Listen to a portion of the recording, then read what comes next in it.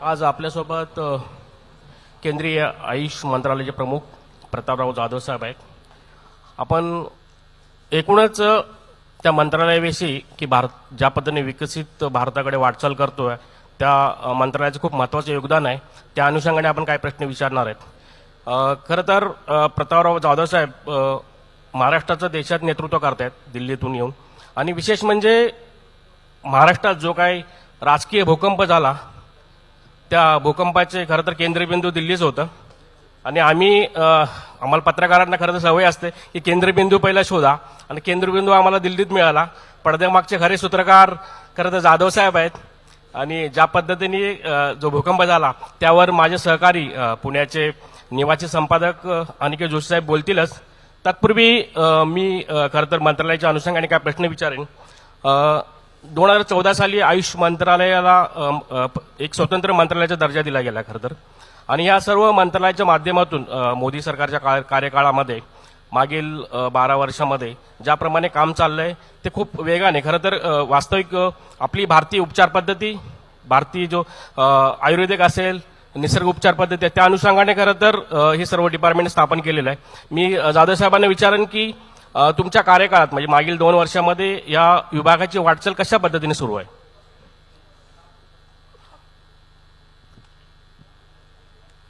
नमस्कार.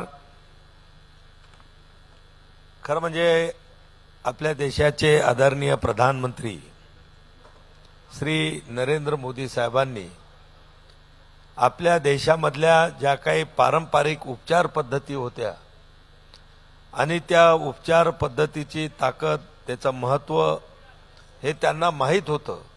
आणि म्हणून 2014ला आयुष मंत्रालय त्यांनी निर्माण केलं.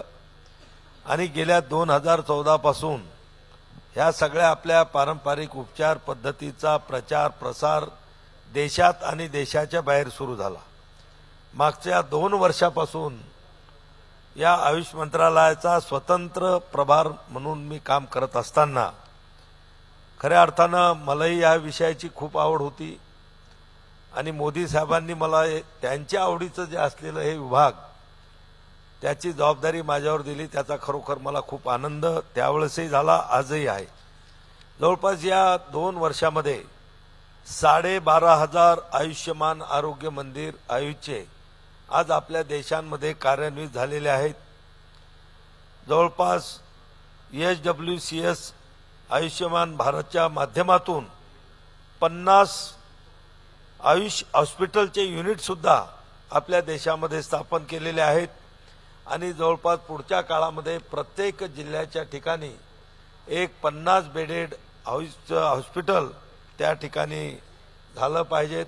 आणि सगळ्यात मला सांगायला या ठिकाणी अभिमान वाटतो की गेल्या 12 वर्षातल्या सगळ्यात मोठं जी बजेट घोषणा जी झाली ती मागच्या बजेटमध्ये, की ज्या बजेटमध्ये आयुष विभागाला 3 all India institute of Ayurveda म्हणजे आयुर्वेदाचे राष्ट्रीय संस्थान 3 नवीन या देशामध्ये निर्माण करण्याची घोषणा बजेटमध्ये आपल्या अर्थमंत्री आदरणीय निर्मलाजींनी त्या बजेटमध्ये केली. या 2 वर्षामध्ये WHOच्या माध्यमातून काम करत असताना त्या WHO सेंटरचं सुद्धा अपग्रेडेशन त्या ठिकाणी बजेटमध्ये यावेळेस आलं. आणि ज्या आमच्या लॅब आहेत आयुष विभागाच्या विशेष करून त्या पूर्वीपासूनच्या असलेल्या लॅब त्याचं मॉडिफिकेशन करण्याची खूप गरज होती. तीही घोषणा या बजेटमध्ये झाली. म्हणजे या 2 वर्षामध्ये आयुषचं काम अतिशय चांगल्या पद्धतीनं नेण्याचं, त्याचा प्रचार प्रसार करण्याचं काम आयुष मंत्रालयाच्या माध्यमातून आहे. त्याच अनुषंगाने सर मला एक प्रश्न विचारायचा. खरं तर आपल्या मंत्रालयापुढे विशेष म्हणजे गुणवत्ता नियंत्रणाचे मोठे आव्हान आहे. खरं तर जे कुठलंही आयुर्वेदिक एखादी चिकित्सा केंद्र असतं मोठमोठे दावे करतं आणि त्या सर्व जो उपचार पद्धतीविषयी प्रश्नचिन्ह निर्माण होतं, त्यावर कसं नियंत्रण केलं जाईल. हे बघा, आपली जी आयुष पद्धती आहे ही पारंपरिक उपचार पद्धती आहे. खरं म्हणजे ही गेल्या आयुर्वेदा असेल, योगा असेल, नॅचरोपॅथी हे आमच्या ऋषीमुनींनी जवळपास 5,000 वर्षाच्या अगोदरपासून याच्यावरती संशोधनं केलीत, ग्रंथ लिहिलेत. आजही त्या ग्रंथांना जगभरामध्ये देशामध्ये त्याला मान्यता आहे. ही गोष्ट खरी आहे की त्या काळामध्ये याचे इव्हिडन्स असतील, याच्यावरचे रिसर्च असतील, हे काही फारसे झालेले नाही, पण नक्की त्यांचा अनुभव होता. त्यांनी रिसर्च पण याच्यावर केलेलं होतं, पण डॉक्युमेंटेशन त्या काळामध्ये कदाचित झालं नसेल किंवा झालेलं असेलही तर ते आता अवेलेबल आपल्याला मिळत नाही, लुप्त झालं मधल्या काळामध्ये. पण ही गोष्ट खरी आहे की आयुर्वेदामध्ये लोकांचा विश्वास वाढावा म्हणून या मागच्या काळामध्ये आयुष मंत्रालयाच्या माध्यमातून आम्ही वेगवेगळे रिसर्च सेंटर त्या ठिकाणी स्थापन केलेले आहेत.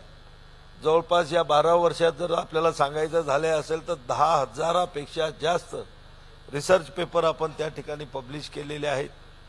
आयुर्वेदाच्या औषधाची गुणवत्ता चांगली राहावी त्याच्यासाठी सुद्धा आपण चांगल्या टेक्निकल लॅब उभ्या केलेल्या आहेत. आपले जे आयुषचे विभाग आहेत, होमिओपॅथी असेल, आयुर्वेदा असेल, सिद्धा असेल, सोवा रिक्पा असेल, युनानी असेल, यांचे सुद्धा नॅशनल रिसर्च इन्स्टिट्यूट आज आपल्या देशामध्ये आपण निर्माण केले. त्यामुळं गुणवत्तेवर खूप मोठा भर त्या ठिकाणी दिला जातो आणि याची विश्वासार्हता लोकांमध्ये कशी चांगली राहील याच्या बाबतीमध्ये आयुष मंत्रालय कटाक्षानं त्याच्यावर नजर ठेवून असतं. दुसरा त्याच अनुषंगाने राजकीय प्रश्नाकडे जाण्याच्या अगोदर एक शेवटचा प्रश्न तुम्हाला मी विभागाच्या अनुषंगाने विचारतो. खरं तर सातत्याने चर्चेत हा विषय असतो की आयुष मंत्रालय म्हणजे आपली पारंपरिक उपचार पद्धती आणि ज्याला आपण ॲलोपॅथी म्हणतो, जी आधुनिक उपचार पद्धती, यांच्या कुठेतरी समन्वयाचा अभाव आपल्याला दिसतो. हा समन्वय या सरकारच्या काळामध्ये साधला जातोय किंवा त्यांना एकत्र करून उपचार पद्धती आणखी डेव्हलप केली जाते, त्याबद्दल काय थोडं सांगाल का? खरं म्हणजे प्रधानमंत्री आमचे आदरणीय नरेंद्र मोदी साहेब हे वारंवार आम्हाला आणि त्यांच्या संबोधनातून सुद्धा हे सांगत असतात की आपल्या ज्या स्वास्थ्य सेवा आहेत ह्या इंटिग्रेटेड असल्या पाहिजेत आणि ते काम आम्ही सुरू केलेलं आहे. आज जवळपास आपले जेवढे ग्लोबल स्टँडर्डचे एम्स हॉस्पिटल आहेत त्या सर्व एम्स हॉस्पिटलमध्ये आयुष विभाग सुरू झालेले आहेत. एवढंच नाही तर PSC असेल, आमचे CSC असेल किंवा डिस्ट्रिक्ट हॉस्पिटल असतील, या ठिकाणी सुद्धा आयुषचे विभाग त्या ठिकाणी सुरू करून आयुषचे डॉक्टर त्या ठिकाणी ठेवल्या जातात. आणि म्हणून ही इंटिग्रेटेड आयुष आणि ॲलोपॅथी किंवा मॉडर्न मेडिसिन यांची आमची स्पर्धा नाही आहे. आम्हाला सोबत राहून या देशातल्या लोकांचं स्वास्थ्य कसं ठीक राहील यासाठी आम्हाला काम करायचं आहे. खरं म्हणजे स्वास्थ्य विभाग जो आहे आमचा, तो कुठल्याही आजाराचं निदान करून त्याच्यावर उपचार करतो आणि आमचा जो आयुष मंत्रालय आहे किंवा आमचा आयुष विभाग आहे हे कोणाला कुठलाही आजार होऊ नये म्हणून आम्ही काम करतो. म्हणून आयुष हे प्रिव्हेंटिव्ह आहे, क्युरेटिव्ह पण आहे आणि म्हणून प्रिव्हेंटिव्ह म्हणून याचा जास्त उपयोग आयुषच्या माध्यमातून लोकांना झाला पाहिजे.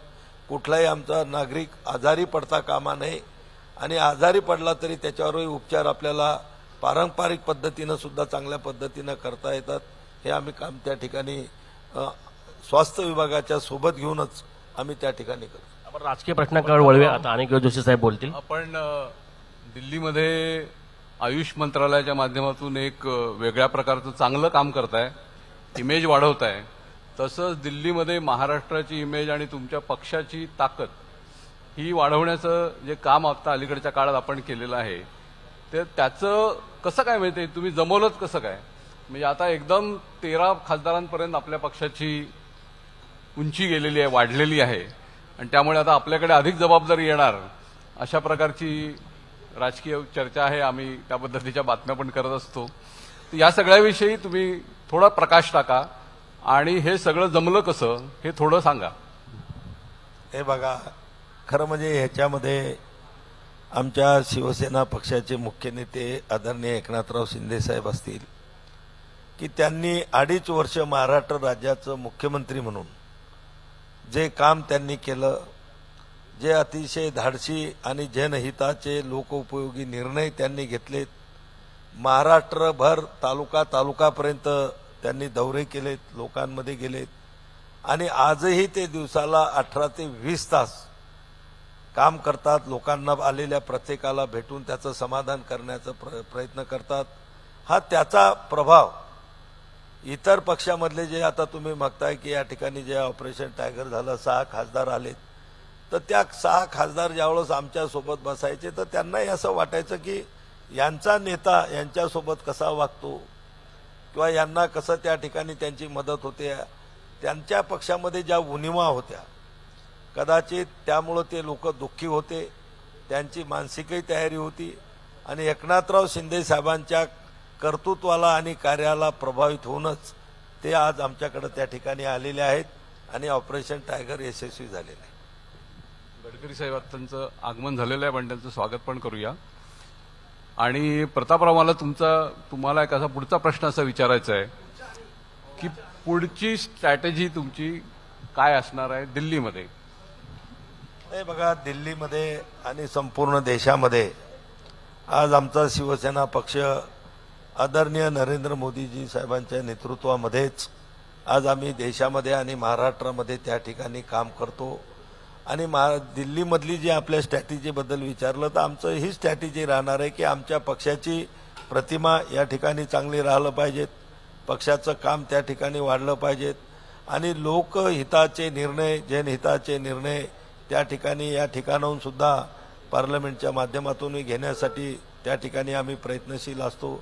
आणि म्हणून ही जी शिवसेना भारतीय जनता पक्ष आमची जी युती आहे 1990 पासूनची युती, 35 वर्षाचे आम्ही लोकमित्र आहोत. आणि ही युती सत्तेसाठी नाही, तर आमची ही युती वैचारिक युती आहे. आमचे त्या ठिकाणी वैचारिक जे काही आमचे विचार आहेत ते एकमेकाशी जुळतात. हिंदुत्ववादी विचाराशीच आमचे दोन पक्ष त्या ठिकाणी जुटलेले आहेत. त्यामुळं आम्ही सोबत राहून आमच्या पक्षाची प्रतिमा वाढवण्याचं काम आम्ही करतो. खरं तर प्रतापराव जाधव साहेबांशी आपण आणखी संवाद साधू शकतो. बरंच काय सांगण्यासारखं आहे आणि बरंच काय जे काय विभागाने त्यांचे कामं केली आहेत. वास्तविक वेळेची कमतरता आणि या सर्व पार्श्वभूमीवर त्यांनी आम्हाला खरं तर खूप त्यांचं बिजू शेड्यूल होतं आणि बिजू शेड्यूलमधूनही त्यांनी आम्हाला वेळ दिला. त्याबद्दल मी नवभारत आणि नवराष्ट्रच्या वतीने खरं तर मी त्यांचं धन्यवाद देईन त्यांना.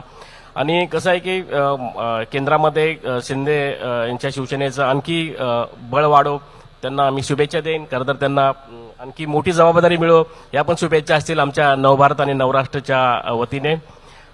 धन्यवाद सर. दोन शब्द. आणि आपले शेवटचे दोन तुम्हाला जे काही निवेदन शेवटचं करायचं? शेवटचं निवेदन मी खरं म्हणजे आज या ठिकाणी विकसित भारतच्या या मंचामध्ये नवभारत टाइम्सनं आम्हाला जे या ठिकाणी बोलावलं, मान सन्मानित केलं आणि विशेष करून आपल्या महाराष्ट्रामधल्या अनेक वेगवेगळ्या क्षेत्रामध्ये काम करणाऱ्या, महाराष्ट्राचा आणि देशाचा नावलौकिक वाढवणाऱ्या या लोकांना सुद्धा या ठिकाणी आपण सन्मानित केलं, त्यांना सुद्धा दिलं. त्याबद्दल मी आपल्याला धन्यवाद देतो. विशेष करून या नवभारतचे संचालक सन्मान्य श्री निमितजी माहेश्वरी साहेब, संचालक श्री वैभवजी माहेश्वरी साहेब आणि तसेच श्री श्रीनिवासरावजी, संजय तिवारीजी, ग्रुप एडिटर श्री संजय मलमेजी, संपादक नवराष्ट्र, या सगळ्यांना या सगळ्या अतिशय चांगल्या प्रकारच्या कार्यक्रमाचं आयोजन केल्याबद्दल, मला त्या ठिकाणी बोलावून सन्मानित केल्याबद्दल आणि महाराष्ट्रातल्या सुद्धा विविध क्षेत्रामध्ये आपलं चांगलं योगदान देणाऱ्या लोकांना सन्मानित केल्याबद्दल मी त्यांना मनापासून खूप खूप धन्यवाद देतो.